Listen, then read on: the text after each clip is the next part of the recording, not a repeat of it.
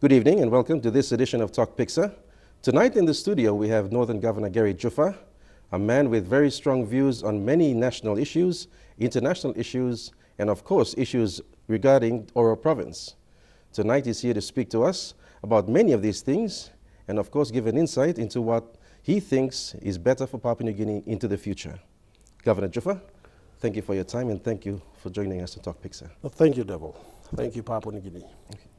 Governor Juffa, you started off with PNG Customs, and we would like to know from yourself how your time in PNG Customs and the experiences you went through there polarized your views on national issues and how you think things should be done in Papua New Guinea. Well, thank you. Well, Customs used to be part of the Internal Revenue Commission, and that happened as a result of the World Bank, the IMF, World Trade Organization. They had an idea that developing nations should merge customs and taxation offices in their countries, in their respective economies, to form internal revenue departments. And in PNG we called it the IRC. Now, their purpose was trade facilitation, primarily. Okay. Now, they said this was needed to ensure that these organizations shared facilities and shared costs and were therefore able to better process trade. Oftentimes that was to the detriment of the nations who followed that instruction. And throughout the entire Pacific, there are revenue departments. I think all nations have revenue departments.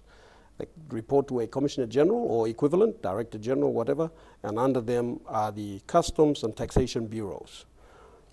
Now that can work, but you have to be very conscious of the responsibilities of both entities. Customs is not just a revenue collection agency. Its primary function is border security and facilitation of the movement of people, not just trade. And it has a community responsibility to protect consumers from dangerous goods, prohibited imports, etc. It also plays a national security function in monitoring and maintaining vigilance along the borders and also addressing transnational crime.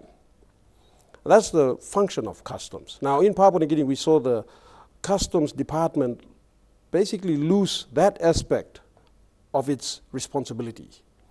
For instance, when the merger took place, the K9 unit was scrapped, the intelligence capability and capacity was diminished, significantly so.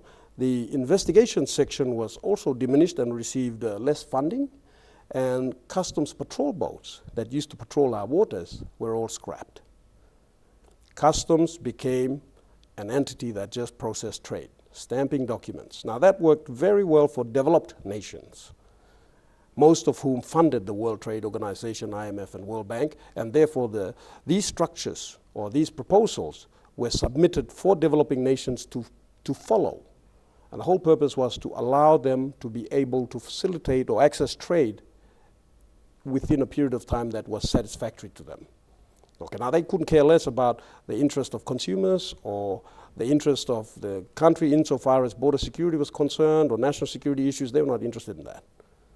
Okay, now that is the responsibility of the host government. The host government must ensure that if they are to merge these functions, they must maintain the responsibility of customs insofar as its responsibility as a national security entity is concerned.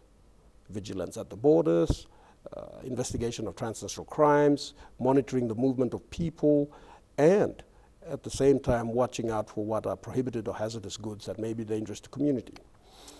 When I took office, I made an effort to separate customs from the IRC.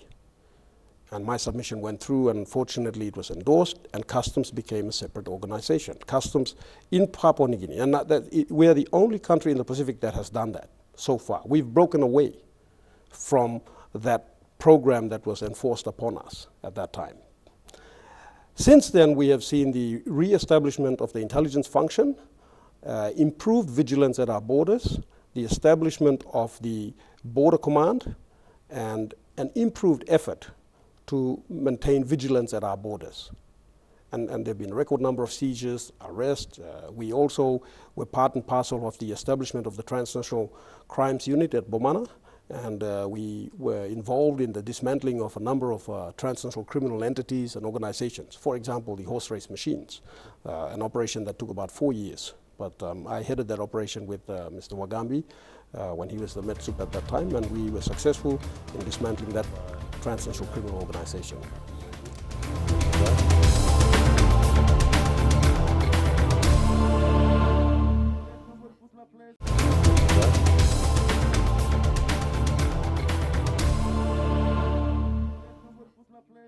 Governor, during your time at PNG Customs, and I've been at functions where you've mentioned this in your speeches, you've actually had a glimpse into the dark challenges that the country faces with regards to transnational crime and criminal activities. Could you share some with us?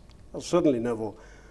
Working in Customs, I worked in various parts of the organization.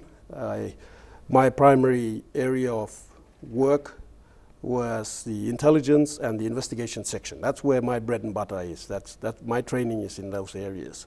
And we were responsible for investigating transnational criminal activities. We were responsible for also getting involved in intelligence operations in regards to national security matters that could allow us to advise the government on the threats posed on our economy, our people, etc. And there were a lot of instances and a lot of cases that we highlighted to the government at that time. In some, they took notice and they took action. In others, they didn't. Many of these matters and situations have continued and have actually, over time, they've become more sophisticated and entrenched. For example, the manufacturing of ice, I would say, or what we would call amphetamines, amphetamine-type substances, etc. Now that has become a major issue in Papua New Guinea. At the point when we were there and investigating this matter, PNG was merely a transit point, okay, where the drugs were either brought in from a different location, Southeast Asia mainly, or the ingredients were brought in, and then the manufacturing process would take place here, then they would export the drugs. Now there is a growing consumer market here, and that's alarming. When ice or methamphetamines hit the streets, they're cheap, they can cause a lot of destruction in society. The costs associated with dealing with those issues will be significant. The problems that they will cause will be significant.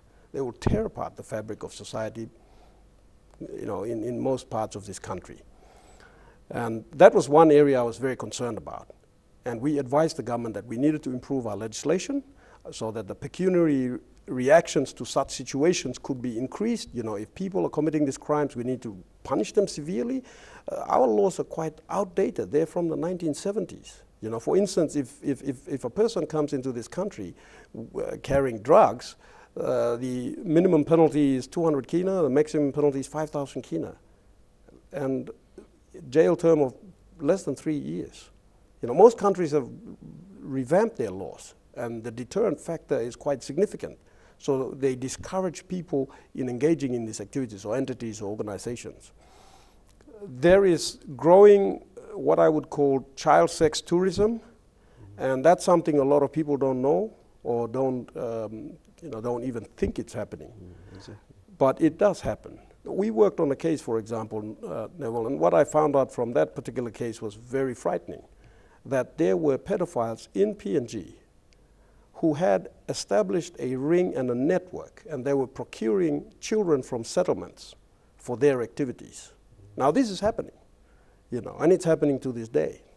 We wrote reports. We arrested a couple of these people and referred them to Australia for prosecution, but many of them are still here operating. And this is a perfect location for that crime. There is human trafficking and human smuggling that is going on. I myself was involved in a case where we intercepted 5 young women who were in transit to Tokyo to work as prostitutes. They had no idea. They were under the impression that they were going to work there as waitresses. And these are PNG women?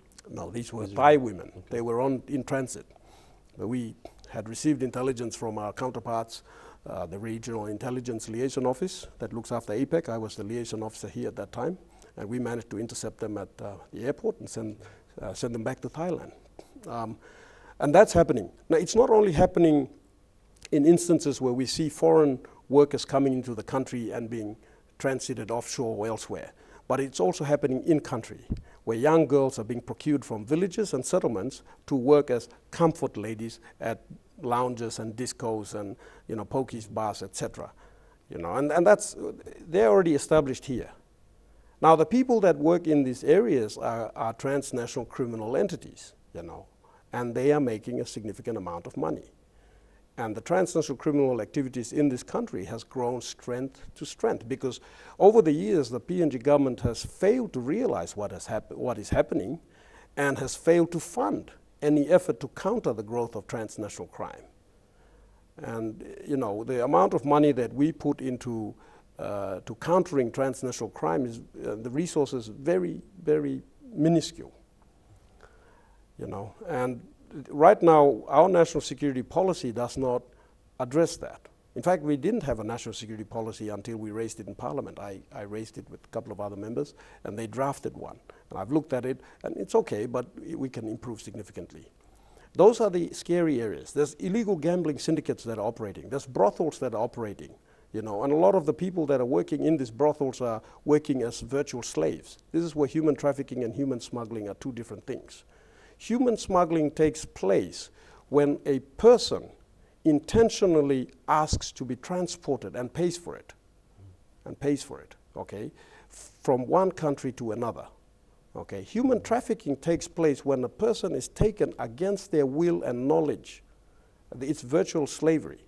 And they're taken from very poor economies, like the Eastern Bloc countries and parts of Southeast Asia, where the education levels are quite insignificant. They're very poor. They don't know what's going to happen to them. They end up in transnational criminal organizations that operate brothels around the region, and they're going to have a miserable life. They're going to be filled with drugs, expected to have sex with 20 people every hour until they die, and that happens. And it happens in here too, So, Governor, a lot of these experiences, were they the reason you went into politics? The reason I went into politics was basically logging, okay, because I saw threats in my province. Logging companies were starting to move into my province, and they were threatening to illegally enter and log substantial tracts of my province. And my tribal lands, about 360,000 hectares, were under threat. And my tribesmen were very upset. They said, what can we do? Should we fight, attack them, take up arms? I said, let me come in and let's see what we can do in government. If that doesn't work, then I'll join you, and we'll do that. Since then, we've cancelled an SABL. We're the only province that has done that in Collingwood. And we've stopped illegal logging in a couple of areas. In July, we're going to do a complete review of whatever other little logging activities that are taking place legally, so to speak. But we know that a number of people operating in those camps are illegally in the province. They don't have the paperwork, and they are not supposed to be logging in certain areas. I've received numerous complaints from my landowners. So that review will be undertaken in July. And that's the reason why I went into politics. I also felt, Neville, that over the years, nobody was really addressing the concerns of our people. Okay, our people are concerned about, the basic concerns that the average Papua New Guinean has. High taxes. Why do we pay the taxes that we pay are so high, and yet we are graciously giving significant exemptions to multinational corporations, gold mining companies, logging companies, fishing companies. They don't pay taxes. Why? Certain types of taxes, or they have very elaborate schemes to avoid the payment of taxes. People want someone to address this, or they want some effort being put into addressing this. Land grabbing. There's land grabbing taking place everywhere now. People are just stealing land. Entities are coming in, they're bribing, they're corrupting officials and compromising them and just taking up huge tracts of land, And then you've got the issue of forestry and fisheries. And in customs I saw this. I saw that transnational criminal organizations were controlling these two resource sectors, the fisheries industry and the forestry industry. And they very much are still in control, you know. These are some of the collective reasons why I went into politics. And unfortunately, you know, I find myself alone in there. I didn't manage to secure the numbers that I would like to be significant in the House there. You know, my party is a small party, you know, but we're still speaking up on behalf of the people. I feel that at least they have a voice. You know, I think if, as time goes by, people become more educated and more aware about the consequences of their decisions at the ballot box, then they'll be able to put in Parliament people who are actually leaders and not politicians. For 40 years we've been electing politicians. We've not elected many leaders into Parliament.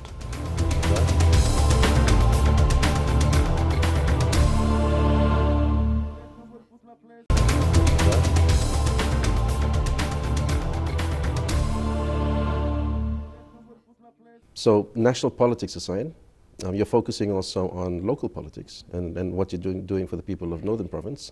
Some words on that.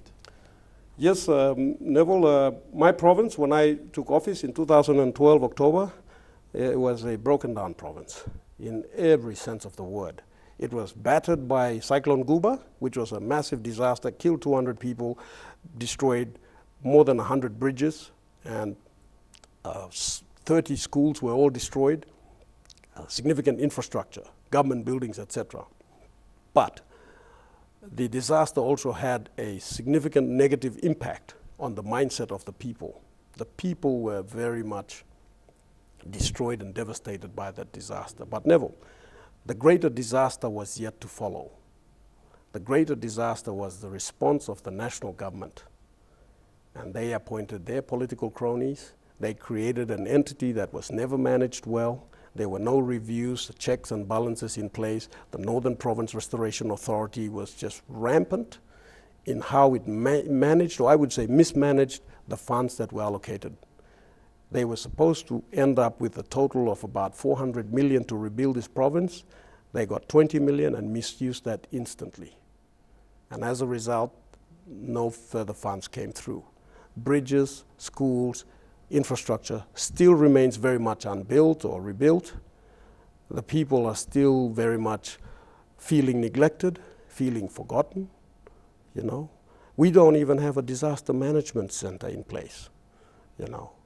And when we took office, we did a baseline assessment of all the areas: health, education, disaster management, infrastructure, etc. And the result was quite bleak, a lot of work. I felt like I was standing at the foot of Mount Lamington with a rusty teaspoon, expected to dig a tunnel through it in 5 years.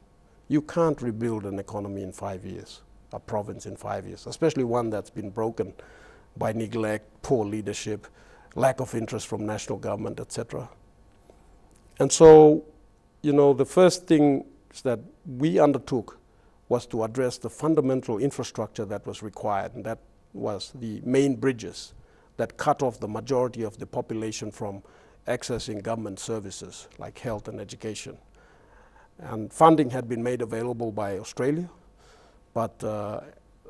and Papua New Guinea, but lack of leadership meant that that funding sat from 2007 until 2013 when I took office. I came to Port Moresby and spent 6 months, Neville, running around all the government departments, writing the letters myself, walking them through every government department to the ministers. I ended up in the Prime Minister's office, and he contributed significantly too, I must say. And I have to say, people like Secretary David Were, Chairman of CSTB at that time, Philip Eladume, I think he's still there, the Solicitor General's office, the Deputy Prime Minister, the Works Minister, everyone contributed and reacted in a very positive way. The bridges are now being built. They saved significant lives. They will be saving significant number of lives. We also established a disaster management policy. We're one of the only provinces that has one. And Neville, here is something that I'm proud of. That disaster management policy was developed and designed by young men from Oro who were studying and who were working in the administration at that time, and they did it for free, you know. And it's a great policy, and based on that policy we were able to put funds in it from our PSIP and establish a disaster response unit, and that unit has saved 150 lives since it was established. Now we're asking for funding from the national government to build a disaster management center. Now this is where I get upset. The national government, through the Prime Minister, made the promise in 2013 to give 5 million. 2 million was given, but 3 million that we were supposed to get to build that center still remains outstanding. I go to the Treasury office, and the Treasurer always tells me tomorrow, next week, whenever, nothing happens. And it's quite disappointing. We also undertook to bring the law and order situation under control. Now, as you know, Oro province was known as cowboy country. You know, I tell you what, it was a dangerous place. You know, of all the Papuan provinces, Oro is the most difficult province to manage. Mobile squad goes there like every 3 months or so. You know, there's gunshots every night in Papua New Guinea town. Hold-ups, murders and rapes, normal. You know, I mean, we were looking at a situation where we were having at least 1 murder per 2 weeks in town when we took office. So we brought in a police unit from Moresby and used an intelligence-driven assessment to identify targets that were problematic, target areas, and address them. So there was the immediate reaction. The long-term effort was to put in place systems that would manage the society in such a way that we could discourage crimes from being committed. And we were able to, now Papua New Guinea is a safe place. Women and children walk around at night, they go and they go to their neighbors, friends, they go to the hospital, get treatment, they can go back. 10 o'clock, nobody's drinking, and no playing of unnecessarily loud music, things like that. We've managed to establish order.